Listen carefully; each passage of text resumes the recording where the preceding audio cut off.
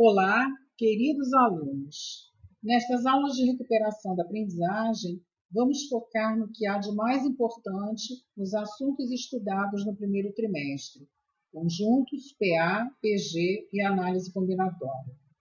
Tenho certeza de que vocês serão reavaliados de forma completamente coerente com essas aulas e com os exercícios da lista da recuperação. Participem, tirem suas dúvidas, aprendam a matéria e vamos em frente em direção ao nosso sucesso no ano de 2021. Nosso, porque neste processo estamos na mesma equipe. Suas conquistas são nossas conquistas.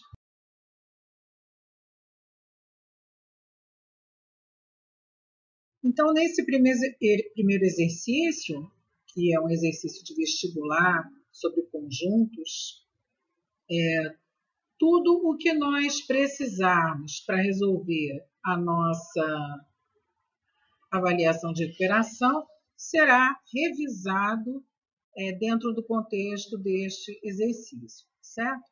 Então, ele diz que A e B são dois conjuntos não vazios, então eles possuem elementos, tais que a união de A com B é o conjunto formado pelos elementos 1, 2, 3, 4, 5, 6, 7, 8. A diferença A menos B é o conjunto formado pelos elementos 1, 3, 6 e 7. E a diferença B menos A é o conjunto formado pelos elementos 4 e 8. E o pedido da questão é: quem é a interseção entre os conjuntos A e B? Então, primeiramente, vamos, com muita calma, revisar a formação de um diagrama de Venn. Então, nós temos dois conjuntos, A e B. Essa informação muito importante, A menos B, é o conjunto formado pelos elementos 1, 3, 6 e 7. Mas o que significa o elemento pertencer ao conjunto A menos B? Significa que esse elemento pertence ao conjunto A e não pertence ao conjunto B. X não pertence ao conjunto B. Então, se os elementos 1, 3, 6 e 7 pertencem ao conjunto A e não pertencem ao conjunto B, em que local do diagrama eles vão se localizar? Naquela parte do conjunto A que não tem interseção nenhuma, que não tem nada em comum com o conjunto B. Então, os elementos 1, 3, 6 e 7 estarão aqui localizados. A outra informação diz que B menos A é o conjunto formado pelos elementos 4 e 8. Mas dizer que um elemento X pertence ao conjunto B menos A é o mesmo que dizer que X pertence a B e que X não pertence a A. Então, nós estamos reparando que esse conectivo E, ele exige que as duas condições ocorram simultaneamente. Para o X pertencer a B e não pertencer a A, ele tem que se localizar nessa região aqui. Ou seja, essa região do diagrama representa B menos A e, portanto, os elementos 4 e 8 estarão localizados aqui. Finalmente, sobrou essa região, vou inclusive colorir ela de outra cor, essa região, que é a interseção de A com B, os elementos em comum que existem entre os dois conjuntos. E é a pergunta da questão, né? Quem é o conjunto A interseção com B? Nos falta utilizar essa informação da união. A união com B, se um X pertence, se um elemento pertence a esse conjunto, é porque o X pertence ao primeiro conjunto ou o X pertence ao segundo conjunto. Ou seja, o ou está ligado à união. Então, o elemento pode estar no A, pode estar no B ou pode estar em ambos os conjuntos. Então, vejamos, o 1 já está aqui exclusivamente no A, apenas no A. O 2, o 2 não se enquadra em nenhum lugar, então ele vai pertencer à interseção. O 3 já está aqui, exclusivamente no A, apenas do A. O 4 é um elemento apenas do conjunto B. O 5, que não aparece em nenhum dos dois, será da interseção.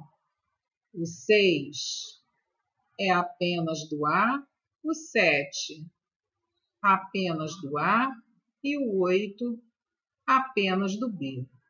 Consequentemente, pertence à interseção de A e B os elementos 2 e 5. Ou seja, a resposta correta a esta questão é a letra C. Então, vamos destacar o que vimos de importante nessa questão, que é o que vai ser importante que vocês levem para avaliação. O diagrama. Saber localizar aonde se encontra o A menos B no diagrama. Saber onde está localizado o B menos A no diagrama. E, consequentemente, saber determinar, saber distribuir corretamente os elementos. Saber aonde a interseção se encontra e saber que a união são todos os elementos que pertencem aos dois conjuntos, a um ou a outro conjunto. Para finalizarmos a nossa revisão de teoria dos conjuntos, vamos tomar um conjunto A, formado pelos elementos 1, 2, 3, 5, 6 e 7. Um conjunto C, formado pelos elementos 2, 3 e 5. Podemos observar que todos os elementos do conjunto C também são elementos do conjunto A, o que nos permite dizer que C é um subconjunto de A, ou ainda que o conjunto C está contido no conjunto A. Se fôssemos representar esses conjuntos num diagrama, nós teríamos o conjunto A, o conjunto C contido nele, formado pelos elementos 2, 3 e 5. E aqui fora, os elementos 1, 6 e 7. Quando um conjunto, no caso o conjunto C, está contido num outro conjunto, o conjunto A, existe um outro conjunto que surge a partir desta inclusão, que é este aqui, que são todos os elementos que estão em A e que não estão em C, nos dando a operação A menos C. Esta operação A menos C, quando C é um subconjunto de A, pode também ser indicada como complementar de C em relação ao conjunto A. Então, a gente lê complementar de C em relação a A. Mas esse conjunto complementar só é possível de ser obtido a partir de uma diferença entre conjuntos quando um é subconjunto do outro. Se nós observarmos ainda o conjunto 2, 3 e 5, podemos afirmar que o número de elementos do conjunto C é 3. C é um conjunto de 3 elementos. Podemos ainda dizer que o conjunto 2 é subconjunto de C, conjunto 3 também é, conjunto 5, o conjunto 2 e 3, o conjunto 2 e 5, o conjunto 3 e 5, o conjunto C e o conjunto vazio. Todos esses 8 conjuntos são subconjuntos do conjunto C. Isso nos leva a recordar, né, um resultado importante que diz que se um conjunto A possui X elementos, uma quantidade X de elementos, A terá uma quantidade 2 elevado a x de subconjuntos. Então, este foi apenas um exemplo para nós lembrarmos desta propriedade. O conjunto C tinha 3 elementos, 2 elevado a 3 é igual a 8, e o conjunto C possui 8 subconjuntos, 1, 2, 3, 4, 5, 6, 7, 8. Sempre bom lembrarmos isso. Nesse segundo exercício, nós vamos fazer uma revisão de tudo que é básico em progressão aritmética. Observem que, ainda assim, é uma questão de vestibular, o que nos leva a acreditar, né, e é uma verdade mesmo, que o básico é muito importante e que com ele nós conseguimos muitas coisas, nós conseguimos acertar muitas questões, inclusive de vestibular. Por isso, não podemos perder de vista que o nosso objetivo aqui é adquirir o básico, o que é importante de cada matéria, para termos um alicerce seguro, seguirmos em frente e, no futuro, aprofundarmos mais, cada vez mais, nossos conhecimentos. Então, vamos lembrar que a progressão aritmética é uma sequência onde o primeiro termo, vamos chamar de x, a partir dele nós vamos obter todos os outros termos da sequência se somarmos sempre um valor r ao termo anterior. Então, se ao termo anterior, que é x mais r, somarmos r, vamos obter x mais 2r. Se somarmos r ao termo anterior, vamos obter x mais 3r. Mais uma vez, obteremos x mais 4r, e assim podemos seguir até onde nós resolvemos terminar com a sequência. Este primeiro termo, vamos representar que é o termo A1. Então, esse número aqui indica a posição do termo na sequência. Esse é o A2, A3, esse é o A4, esse é o A5, e um termo qualquer é chamado de termo da posição AN. Então, importante sabermos que o N indica a posição do termo na sequência. No caso, essa sequência é uma PA. Então, vamos agora descobrir, né, lembrar, na verdade, porque descobrir, isso tudo nós mostramos ao longo das aulas do semestre, do trimestre, e agora não nos resta tanto tempo para isso. Então, nós vamos relembrar para podermos utilizar com segurança que um termo AN qualquer de uma PA, então não esqueçam que estamos trabalhando com progressão aritmética, aquela sequência que é obtida quando nós somamos uma razão. Então, esse termo AN, ele é dado através da expressão geral, primeiro termo mais a razão um monte de vezes. Quantas vezes? N menos uma vezes. Então, essa é a chamada de fórmula do termo geral. É uma fórmula muito fácil da gente compreender, porque observem que o A1 tem 0 razões, o A2 tem uma razão, o A3 tem 2 razões, o A4 3 razões, o A5 4 razões, então o AN terá N menos uma razões somadas ao A1.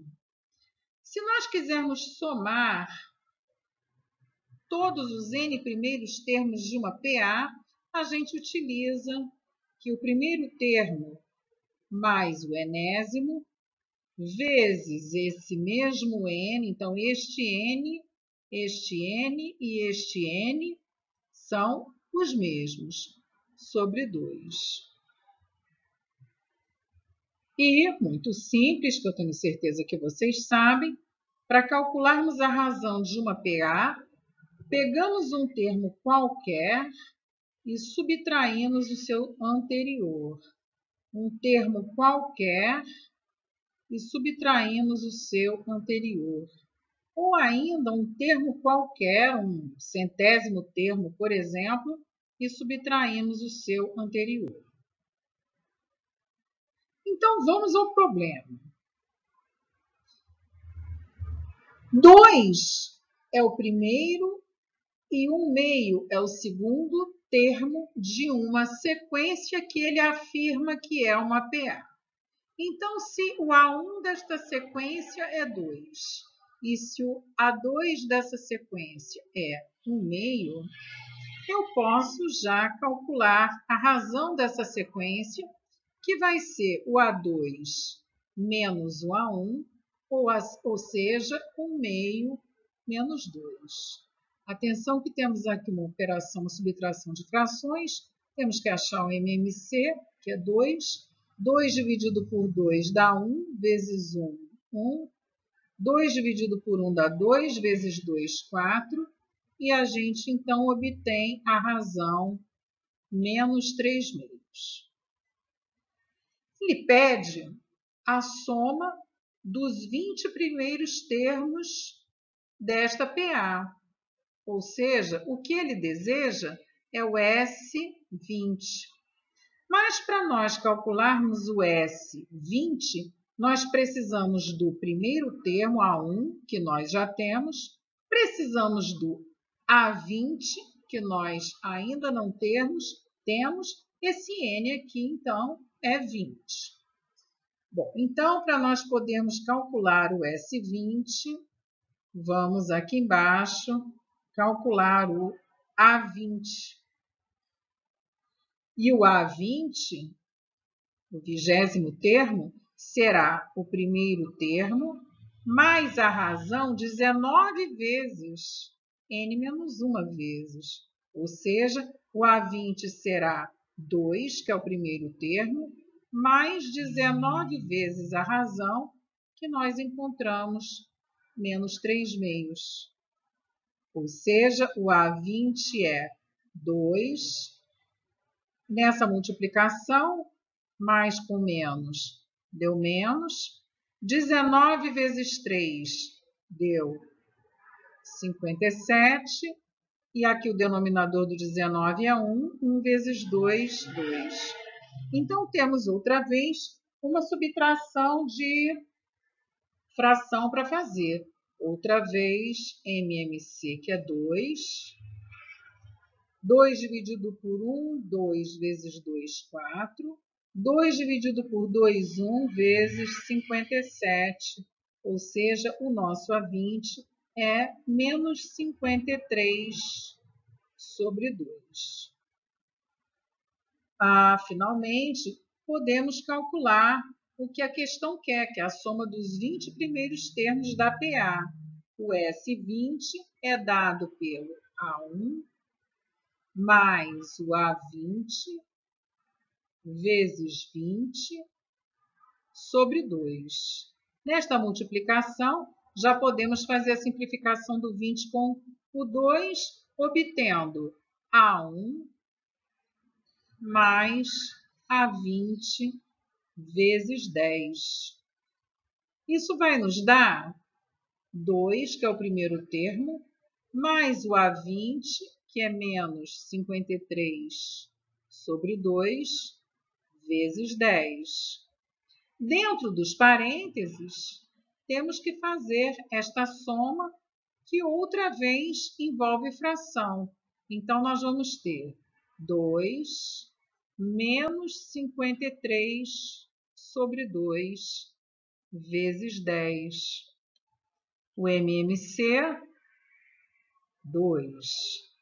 2 dividido por 1, 2 vezes 2, 4, menos 53 vezes 10, que é menos 49 sobre 2, vezes 10, que vai dar menos 490 sobre 2, que é menos 245, sendo essa a resposta a essa questão.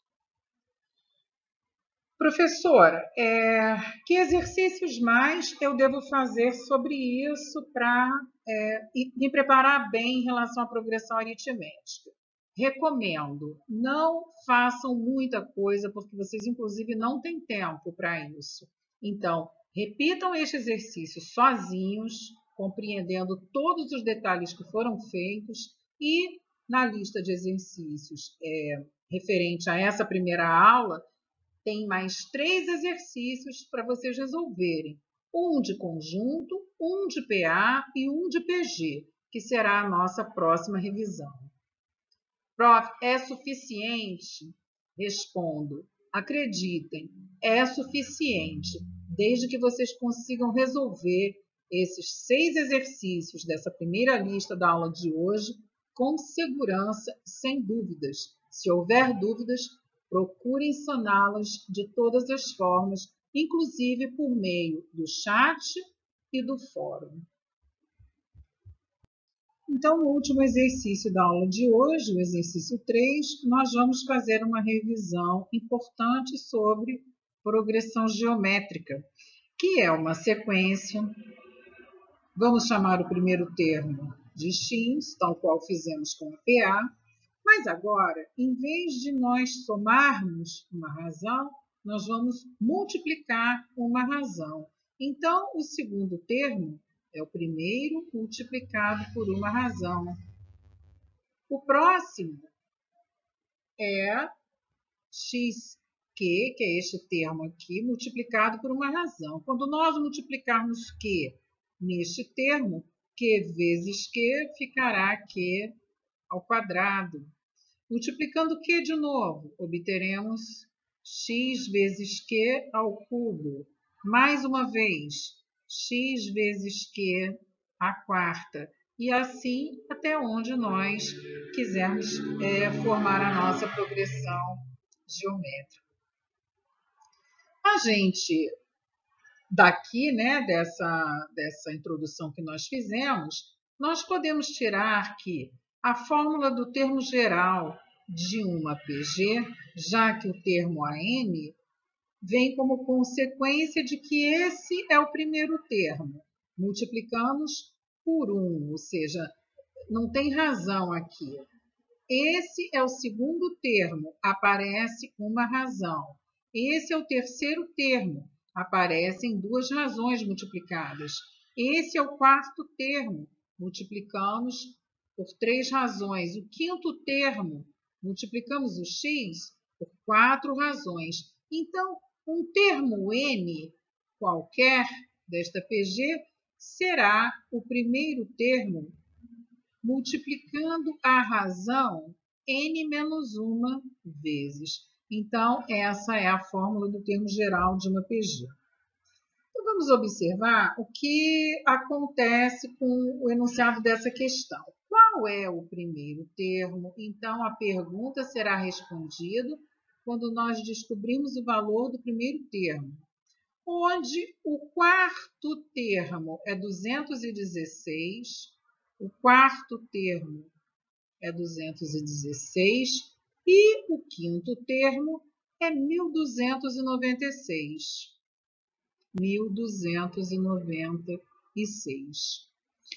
Aqui nos faltou apenas dizer como que a gente calcula a razão de um APG, a razão Q. A razão de uma APG é calculada por um termo qualquer dividido pelo termo anterior. Um termo qualquer, um oitavo termo, por exemplo, dividido pelo seu anterior, que é o sétimo. Um termo qualquer da PG, por exemplo, um centésimo termo, dividido pelo seu anterior, que é o 90º termo. Então, voltando à questão, se o quarto termo é 216, eu posso afirmar que o primeiro termo vezes a razão 3 vezes é igual a 216. E posso afirmar também que o primeiro termo vezes a razão 4 vezes é igual a 1.296. Isso é uma verdade. Poderíamos montar um sistema e descobrirmos os valores de A1 e Q. Mas, neste caso, ele foi bacaninha com a gente porque ele deu um termo e o seu anterior. Então, nós podemos calcular a razão fazendo A5 dividido por A4. E o A5, ele disse que é 1.296. O A4 é 216. E quando nós fazemos essa divisão, encontramos 6. Então, 6 é a razão desta PG. Bom, tomando esta expressão, nós temos A1 vezes a razão que é 6 elevado a 3 é igual a 216. A1 vezes 6 vezes 6 vezes 6 dá 216. Ou seja, o A1 será 216 dividido por 216, que é 1. Ah, professora, e se nós tivéssemos tomado essa outra expressão, a expressão do A5? Teríamos que encontrar o mesmo. A1 vezes 6 elevado a 4 é 1.296. Quando desenvolvemos essa potência, 6 à quarta, encontramos 1.296, ou seja, o nosso A1 também será 1, e essa é a resposta da questão, letra A. Mas, para terminarmos aqui a nossa revisão das coisas importantes de PG, precisamos lembrar que a soma dos n primeiros termos de uma PG é dada por A1 vezes 1 menos a razão elevada a n sobre 1 menos a razão. Então, se nós quisermos, neste exercício, por exemplo, calcular a soma dos 4 primeiros termos, teremos que fazer o primeiro termo, que acabamos de descobrir, vezes 1 menos a razão 6 elevado a 4, sobre 1 menos a razão, que é 6. Atenção, que essa parte aqui do problema eu estou acrescentando, né? Que é para a gente poder fechar a revisão de PG. Então, nós vamos ter 1 vezes qualquer coisa, é a própria, né? A própria expressão, 1 menos 6 à quarta, que é 1.296. Tudo isso sobre menos 5.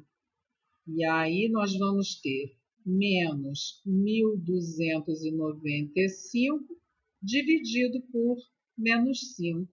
Menos com menos vai dar mais. E quando fizermos essa divisão, obteremos 259. Então, a soma dos 4 termos, primeiros termos desta PG, seria mais 259.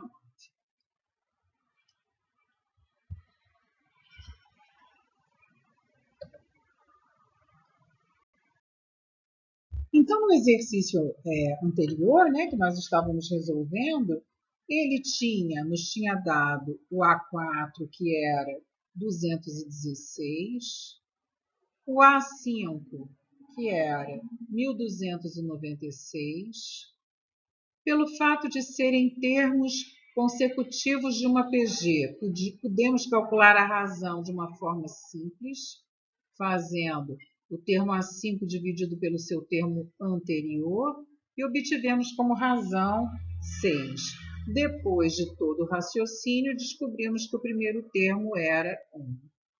Aí eu acrescentei a soma dos 4 primeiros termos. Utilizando a fórmula de soma, encontramos o valor 259. Mas aí algum de vocês me pergunta, professora, eu não usei a fórmula, porque se eu sabia que o primeiro termo era 1 e que a razão da PG era 6, o próximo termo, o segundo termo, eu sabia que ia ser 1 vezes 6, 6. O próximo termo ia ser 6 vezes 6, 36. O próximo termo, 36 vezes 6, que dá 216. Já tenho os 4 termos e simplesmente fiz a soma 216 mais 36 mais 6 mais 1 igual a 259, obtendo, obviamente, o mesmo resultado. A senhora aceita? A minha resposta é claro que sim, porque você fez todo este raciocínio com base no seu conhecimento do conceito de PG. Né? Então, você sabia o que era o primeiro termo, sabia como funcionava a construção dos próximos termos, né? Multiplicando a razão, e a partir dos 4 termos, né? Se a questão deu um valor tão baixinho assim de termos, ela permitiu que nós tivéssemos essa saída aqui um pouco menos sem decoreba de forma. Bem, então volto a dizer que vocês devem repetir esses 3 exercícios de forma que se sintam seguros neles. Depois, resolver os 3 exercícios a mais que estão na lista de exercícios da aula de hoje, postada no AVA. E dessa forma, na próxima aula, nós vamos ver o limite da soma da PG, vamos iniciar fatorial, né? Uma revisão breve de fatorial, e começar com a análise combinatória, princípio fundamental da contagem, fechando na terceira aula toda a revisão importante que vai nos levar a um ótimo resultado na nossa primeira AR. Até lá!